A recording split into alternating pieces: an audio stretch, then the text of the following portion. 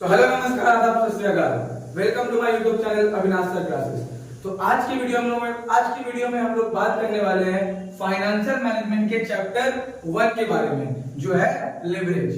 तो 6th semester में आप लोग जानते होंगे कि 6th सेमेस्टर ऑनर्स में आप लोगों को 4 सब्जेक्ट पढ़ना है और जनरल में 3 सब्जेक्ट, जिसमें से ऑनर्स वाले लोगों का जो एक मतलब सब्जेक्ट है वो क्या होगा, प्रोजेक्ट बेस्ड है, जिसपे वाइवा का एग्जाम होगा, प्रोजेक्ट सबमिट करना पड़ेगा, वो 100 मार्क्स का होगा। और एक कंप्यूटराइज्ड अकाउंटिंग है जो जनरल और ऑनर्स दोनों का है, उसमें भी आप लोगों को क्या करना होगा, प्रोजेक्ट बनाना होगा और प्रैक्टिकल एग्जाम देना होगा। अगर सेंटर में जाकर देने वाला एग्जाम का बात किया जाए तो वो 2 है, ऑनर्स वाले के लिए भी और जनरल वालों के लिए भी। वो क्या है, फाइनेंशियल मैनेजमेंट और FRN FSA, financial reporting and financial statement analysis. तो मेनली आप लोगों को 2 सब्जेक्ट का थ्योरेटिकल एग्जाम जाकर के देना है, जिसमें आज हम फाइनेंशियल मैनेजमेंट का चैप्टर 1 के बारे में डिस्कस करने वाले हैं, जो है लिवरेज। तो आइए जानते हैं कि लिवरेज होता क्या है। तो लिवरेज जो होता है एक स्ट्रेटेजी है, जिसको फर्म के द्वारा क्या है बनाया गया एक स्ट्रेटेजी होता है, जिसको फर्म किस चीज में यूज करता है, कंपनी किस चीज में यूज करता है, to increase its assets, cash flow and returns. तो लिवरेज एक ऐसा स्ट्रेटेजी है जिसको कंपनी यूज करता है किस चीज में, इंक्रीज करने में। क्या चीज को इंक्रीज करने में, एसेट्स को अपना इंक्रीज करने में, या अपना कैश फ्लो को इंक्रीज करने में, या जो रिटर्न्स मिलने वाला है उसको इंक्रीज करने में इस स्ट्रेटेजी का यूज कंपनी के द्वारा किया जाता है। तो आप लोग समझ गए होंगे कि लिवरेज क्या है। लिवरेज एक ऐसा स्ट्रेटेजी है जिसको कंपनी यूज करता है अपना एसेट्स को इंक्रीज करने में, कैश फ्लो को इंक्रीज करने में और रिटर्न्स को इंक्रीज करने में। अब अगर इसका टाइप का बात किया जाए तो 3 टाइप होता है। क्या क्या, ऑपरेटिंग लिवरेज, फाइनेंशियल लिवरेज और कंबाइंड लिवरेज। तो इसी तीनों को फाइंड आउट करने के लिए हम लोग को क्या करने के लिए एग्जाम में आएगा, इसी तीनों को फाइंड करना हम लोग को एग्जाम में दिया जाने वाला है कि ऑपरेटिंग लिवरेज किस तरह से निकालेंगे, फाइनेंशियल लिवरेज किस तरह से निकालेंगे और कंबाइंड लिवरेज किस तरह से निकालेंगे। अलग अलग टाइप का क्वेश्चन एग्जाम में आता है। टोटल कुल मिलाकर के 4 से 5 टाइप है। एक एक वीडियो में हम डिस्कस करेंगे। तो आप लोग अभी तक अगर हमारे चैनल को सब्सक्राइब नहीं किए हैं तो चैनल को सब्सक्राइब कीजिएगा, और वीडियो पसंद आए तो वीडियो को लाइक कीजिएगा और दोस्तों के साथ शेयर कीजिएगा। तो चलिए अब हम लोग बात करते हैं किस फॉर्मेट से हम लोग लिवरेज को सॉल्व करेंगे। तो आइए हम लोग अब फॉर्मेट का बात करते हैं। क्या है, computation of income statement and EPS. तो कोई समझ में पूरा अर्निंग पर शेयर तक भी आप लोगों को बनाने के लिए दे सकता है, नहीं तो हम लोग सिर्फ इनकम स्टेटमेंट तक निकालेंगे, यानी कि अर्निंग बिफोर टैक्स तक, और अगर टैक्स दिया हुआ है तो अर्निंग आफ्टर टैक्स तक। उसके बाद हम लोग को फाइंड आउट करने बोल सकता है डिग्री ऑफ ऑपरेटिंग लिवरेज, जिसको डॉल बोला जाता है, डीएफएल यानी डिग्री ऑफ फाइनेंशियल लिवरेज, और डिग्री ऑफ कंबाइंड लिवरेज। ये तीनों वैल्यू हम लोग को फाइंड आउट करने के लिए क्वेश्चन में दिया जाएगा। ये स्टेटमेंट पहले बनाया जाएगा, उसके बाद हम लोग को क्या करना पड़ेगा, ये तीनों वैल्यू फाइंड आउट करने के लिए सम्स में दिया जाएगा। तो हम कंप्लीट फॉर्मेट का बात करें अगर पूरा ईपीएस तक, ईपीएस यानी कि अर्निंग पर शेयर, तो कैसे होगा, तो देखिए सेल्स जो रहेगा उससे अगर हम लोग वेरिएबल कॉस्ट को माइनस करते हैं तो क्या आता है, कंट्रीब्यूशन। इतना बात तो आप लोग मार्जिनल कॉस्टिंग में पढ़े हैं 4th सेमेस्टर में कि सेल्स से वेरिएबल कॉस्ट माइनस करके क्या आता है, कंट्रीब्यूशन। देन कंट्रीब्यूशन से अगर फिक्स्ड कॉस्ट माइनस किया जाए तो हम लोग क्या आता है, earning before interest and tax. Earning before interest and tax से अगर हम लोग क्या माइनस करेंगे, इंटरेस्ट को माइनस कर देंगे तो क्या आ जाएगा, अर्निंग बिफोर टैक्स। उससे टैक्स माइनस किया जाने पर क्या आ जाता है, अर्निंग आफ्टर टैक्स, या फिर प्रॉफिट आफ्टर टैक्स भी हम लोग कह सकते हैं। अर्निंग आफ्टर टैक्स जब हम लोग आ गया, उसके बाद क्या हो जाएगा, टैक्स पे करने के बाद पहले हम लोग किसको पैसा पे करते हैं, प्रीफरेंस शेयर होल्डर वालों को पैसा पे करते हैं। सबसे पहले पैसा हुआ इंटरेस्ट। इंटरेस्ट मतलब कौन, जो आउटसाइडर थे, उन लोगों को पहले पैसा हम लोग दे दिए, उसके बाद टैक्स भर दिए। टैक्स भरने के बाद जो पैसा बचा वो हम लोग किसको पे करेंगे, जो मेरा प्रेफरेंस शेयर होल्डर है। तो प्रेफरेंस शेयर होल्डर लोग को कैसे हम लोग पैसा पे करते हैं, प्रेफरेंस डिविडेंड। प्रेफरेंस डिविडेंड कैसे निकलता है, हमेशा देखे होंगे आप लोग के प्रेफरेंस शेयर कैपिटल के पहले परसेंटेज दिया रहता है। वो परसेंटेज किसको डिनोट करता है? इतना percent dividend preference share holder को मिलने वाला है। तो जितना भी रुपया प्रेफरेंस शेयर कैपिटल का रहेगा और जितना परसेंट दिया रहेगा उसको मल्टीप्लाई करके परसेंटेज करेंगे तो क्या आ जाएगा? अपना प्रेफरेंस डिविडेंड आ जाएगा। तो जो भी प्रेफरेंस डिविडेंड निकलता है उसको यहाँ लिखा जाएगा। उसके बाद अगर क्वेश्चन में डिविडेंड डिस्ट्रीब्यूशन टैक्स अगर दिया हुआ है कि डिविडेंड अगर हम मतलब पे कर रहे हैं प्रेफरेंस शेयर होल्डर को तो कितना हम लोग को डिविडेंड डिस्ट्रीब्यूशन टैक्स के रूप में भरना पड़ेगा। अगर क्वेश्चन में गिवन है तो डिविडेंड डिस्ट्रीब्यूशन टैक्स भी निकाला जाएगा। वो किसके ऊपर निकलता है? प्रेफरेंस डिविडेंड जितना पे कर रहे होते हैं हम लोग उसके ऊपर वो परसेंटेज चार्ज किया जाता है। मान लीजिए कि 25,000 रुपया अगर हम लोग डिविडेंड पे कर रहे हैं और डिविडेंड डिस्ट्रीब्यूशन टैक्स 10% है तो 25,000 का 10% हम लोग निकालेंगे यानी कि 2,500। वो मेरा क्या होगा? Dividend distribution tax. तो प्रेफरेंस डिविडेंड जितना पे किए और डिविडेंड डिस्ट्रीब्यूशन टैक्स जितना हम लोग दिए हैं उसमें तो दोनों को ऐड करके बाहर लिखा जाएगा और अर्निंग आफ्टर टैक्स से क्या हो जाएगा? लेस। तो जो वैल्यू आएगा वो क्या होगा? Earning available to equity share holder. मतलब अब जो पैसा मिलेगा किसको? इक्विटी शेयर होल्डर के लिए बच गया, जिसको EAES बोल के भी दिखाया जाता है। उसके बाद नंबर ऑफ शेयर जितना रहेगा नंबर ऑफ इक्विटी शेयर उसको लिख दिया जाएगा। तो फिर EAES को अगर हम नंबर ऑफ शेयर से डिवाइड करेंगे तो हमको क्या फाइंड आउट हो जाएगा? EPS। इसको हम A और B से डिनोट करके A डिवाइड बाय B कहेंगे। मतलब EAES को नंबर ऑफ शेयर से क्या करना पड़ेगा? डिवाइड करेंगे तो हम लोग क्या आ जाएगा? Earning per share. तो ये था कंप्लीट फॉर्मेट। अगर EPS तक बोलेगा तो आप लोगों को पूरा बनाना पड़ेगा, वरना EBT तक भी बोल सकता है या अर्निंग आफ्टर टैक्स तक भी बोल सकता है। तो फॉर्मेट बनाने के बाद हम लोग को 3 वैल्यू फाइंड आउट करने बोलेगा। तो उसके लिए क्या फॉर्मूला है? DOL का फॉर्मूला होता है कंट्रीब्यूशन डिवाइड बाय EBIT। जो कंट्रीब्यूशन का वैल्यू आया है उसको डिवाइड कर देंगे EBIT का वैल्यू से, तो हम लोग क्या आ जाएगा? Degree of operating leverage. Financial leverage निकालने के लिए 2 फॉर्मूला का यूज होता है। उसके लिए भी अलग अलग केस है कि अगर सम्स में प्रेफरेंस डिविडेंड नहीं दिया है तो हम लोग नॉर्मली निकालेंगे कि EBIT डिवाइड बाय EBT। लेकिन अगर प्रेफरेंस डिविडेंड का कंसेप्ट आ जाता है तो हम लोग को इस फॉर्मूला का यूज करना पड़ेगा फाइनेंशियल लिवरेज निकालने के लिए।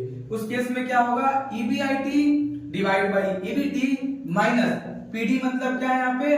प्रेफरेंस डिविडेंड जितना पे किए, और DT का मतलब क्या हो गया? Dividend distribution tax. दोनों का वैल्यू जो जोड़ के आया रहेगा यानी जो ये वाला वैल्यू रहेगा उसको यहाँ पे लिखा जाएगा और 1 माइनस T फॉर क्या है? यहाँ पे टैक्स है।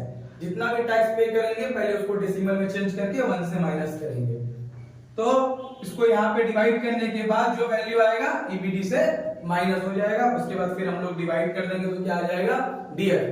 तो ये तो फिलहाल अभी फॉर्मेट है, इस टाइप का क्वेश्चन हम करवाएंगे तो आप लोगों को ज्यादा क्लियर हो जाएगा। तो यहाँ पे DFL का दोनों फॉर्मूला में से कब कैसे यूज करेंगे वो अभी क्लियर करने का जरूरत है कि अगर प्रेफरेंस डिविडेंड नहीं दिया है तो हम लोग का ऊपर वाला फॉर्मूला लगाएंगे। अगर प्रेफरेंस डिविडेंड सम्स में मेंशन किया हुआ है तो हम लोग ये फॉर्मूला का यूज करेंगे। क्या निकालने के लिए students? DFL। Then last formula है DCL। DCL का वैल्यू कैसे निकलेगा? जो भी DOL का वैल्यू आएगा और जो भी DFL का वैल्यू आएगा दोनों को मल्टीप्लाई कर देने पे क्या आ जाता है हम लोगों का? DCL। तो ये था अपना फॉर्मेट और फॉर्मूला। आइए एक बेसिक क्वेश्चन को करते हैं। तो हम लोग अब एक बेसिक क्वेश्चन को क्या करते हैं? सॉल्यूशन करते हैं।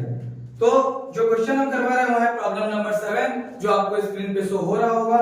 यहाँ पे क्या बोला गया कि from the following particulars calculate leverage and comment on the result. तो लिवरेज फाइंड आउट कीजिए और कमेंट कीजिए जो रिजल्ट आ रहा है उस पे। तो यहाँ 2 टाइप का फॉर्म है, फॉर्म ए और फॉर्म बी, जिसका आउटपुट यानी कि सेल्स दिया हुआ है, प्रोडक्शन जितना हुआ है उतना ही सेल कर दिया। यहाँ पे जब भी आउटपुट दे करके सेल ना दिया गया तो मतलब जितना प्रोड्यूस किया गया था उतना ही सेल कर दिया है। तो 10,000 पीस हुआ है फॉर्म ए के द्वारा और 10,000 पीस हुआ है फॉर्म बी के द्वारा। सेलिंग प्राइस है 10 रुपया फॉर्म ए का और फॉर्म बी का भी 10 रुपया। वेरिएबल कॉस्ट दिया पर यूनिट फॉर्म ए के लिए 4 रुपया और फॉर्म बी के लिए 6 रुपया। ऑपरेटिंग फिक्स्ड कॉस्ट जो है वो 20,000 फॉर्म ए के लिए भी है, 20,000 फॉर्म बी के लिए भी है। फिक्स्ड फाइनेंशियल कॉस्ट जो है वो फॉर्म ए के लिए है 20,000 और फॉर्म बी के लिए है 5,000। तो ये इंफॉर्मेशन क्वेश्चन में दिया हुआ था। तो यहाँ पे हम लोगों को ईपीएस तक निकालना नहीं है क्योंकि आगे कोई इंफॉर्मेशन नहीं है। अगर सब उसमें प्रेफरेंस डिविडेंड गिवन रहे, नंबर ऑफ इक्विटी शेयर दिया रहता है, तो हम लोग कहां तक निकालेंगे, पूरा ईपीएस तक निकाल लेंगे। और यहाँ टैक्स का भी बात नहीं किया है, तो हम लोग को सिर्फ ईबीटी तक ही निकालना पड़ेगा, यानी अर्निंग बिफोर टैक्स तक ही निकालना होगा। उसके बाद हम लोग को जो लिवरेज होता है डीओएल, डीएफएल, डीसीएल, वो तीनों हम लोग निकालेंगे। तो देखिए सबसे पहले फॉर्मेट के अकॉर्डिंग हम लोग क्या लिखेंगे, सेल्स। तो फर्म ए का भी कितना है, 10,000 यूनिट है, फर्म बी का भी 10,000 यूनिट। तो सेल्स का रुपीस में वैल्यू निकालने के लिए क्या फॉर्मूला हो जाएगा, नंबर ऑफ यूनिट सोल्ड, जितना यूनिट हम क्या किए थे, सोल्ड किए थे, into selling price per unit. तो फर्म ए के द्वारा 10,000 पीस बनाया गया है और एक पीस का दाम 10 रुपया है, तो मल्टीप्लाई करने पे कितना आता है, 1 लाख। और फर्म बी के लिए भी क्या होगा, सेम ही होगा क्योंकि सेल भी सेम है और सेलिंग प्राइस भी सेम है।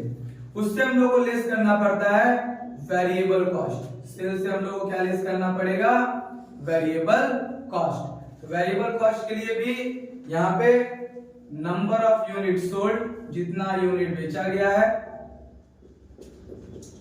Into variable cost per unit,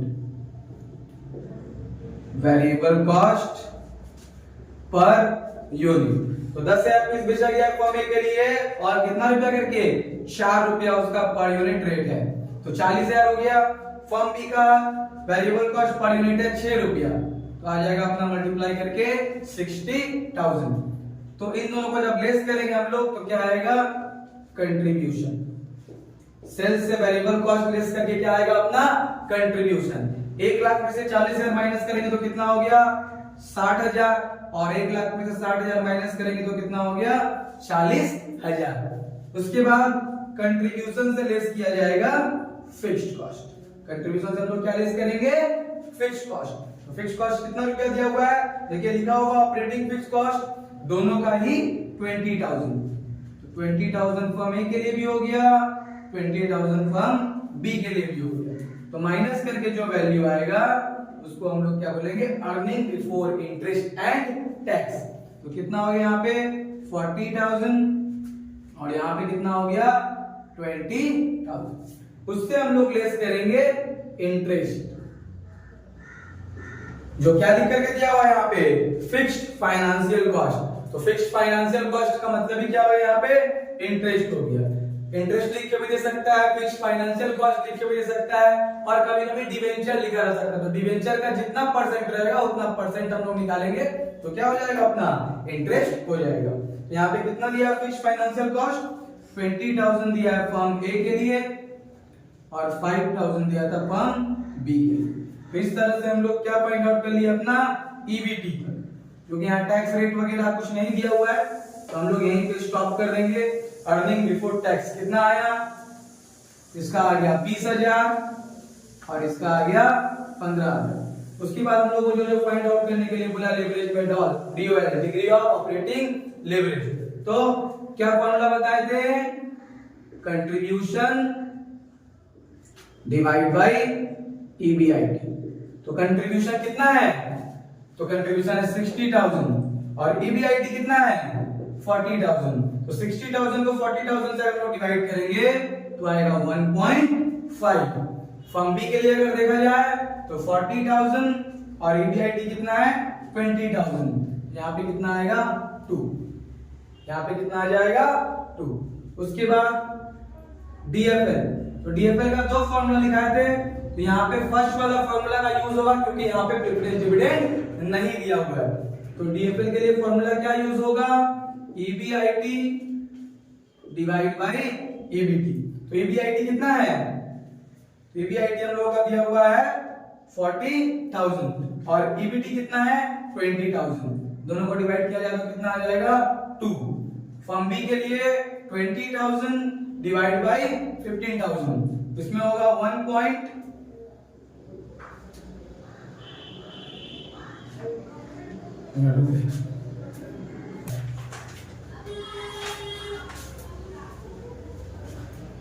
अब करना है, तो डीएफएल यहाँ पे कितना है फर्म बी के लिए, ईबीआईटी 20,000 है और ईबीटी 15,000 है। दोनों को डिवाइड किया जाएगा तो 1.33 आएगा। कितना आएगा वैल्यू? 1.33। अब लास्ट वन जो हम लोग को DCL निकालने के लिए दिया गया है, तो DCL का फॉर्मूला क्या बताए थे? DOL into DFL। जो DOL का वैल्यू आया है उसको हम लोग इंटू कर देंगे DFL का वैल्यू से। DOL का जो वैल्यू आया है उसको इंटू कर देंगे DFL का वैल्यू से। तो 1.5 into 2 तो कितना हो गया? 3, और 2 से 1.33 का मल्टीप्लाई होगा तो 2.666 आएगा। तो उसको हम लोग क्या ले सकते हैं? 2.67। तो ये हम लोग को DOL हम लोग निकाल दिए, DFL निकाल दिए और DCL भी निकाल दिए। अब यहाँ पे कमेंट करने बोला है तो कमेंट हम लोग कर देते हैं। यहाँ पे कितना आया है? अगर ऑपरेटिंग लिवरेज का बात करें तो फर्म ए का ऑपरेटिंग लिवरेज कम है, फर्म बी का ऑपरेटिंग लिवरेज क्या है? तो ज्यादा है। तो जिस कंपनी का ऑपरेटिंग लिवरेज ज्यादा होता है वो हाई रिस्क में रहता है।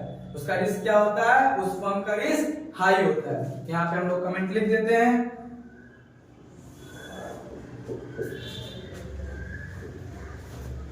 Firm A has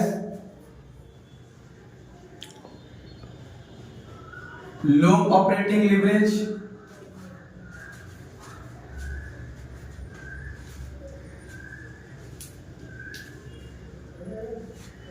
and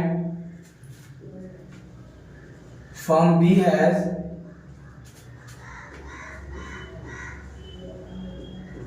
high operating leverage. फिर on the other hand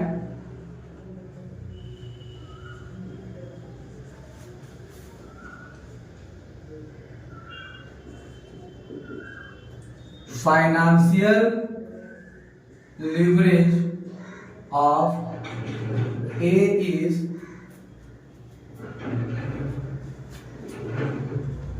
higher than B। ठीक है, तो यहाँ पे हम लोग कमेंट कर दिए क्या है? ऑपरेटिंग लिवरेज के हिसाब से देखा जाए तो फर्म ए का ऑपरेटिंग लिवरेज फर्म बी का ऑपरेटिंग लिवरेज से कम है।